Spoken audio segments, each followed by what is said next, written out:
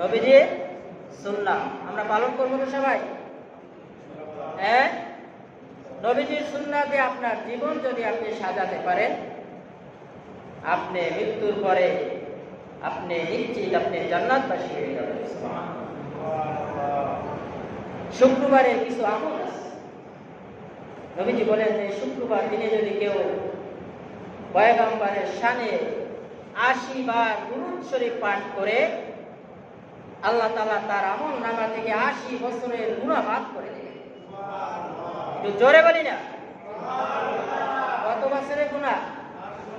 ৮০ বছরের গুনাহ মাফ হয়ে যাবে যদি আমরা এই শুক্রবার দিনে জুমার নামাজের পূর্বে বা জুমার নামাজের পরে যদি আমরা ৮০ বার দুরূদ শরীফ তেলাওয়াত করি।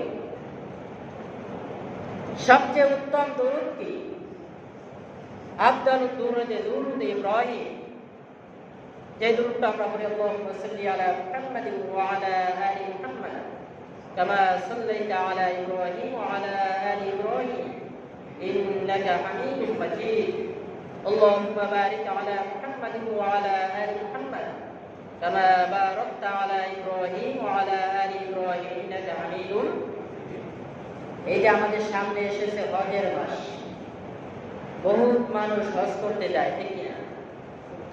লক্ষ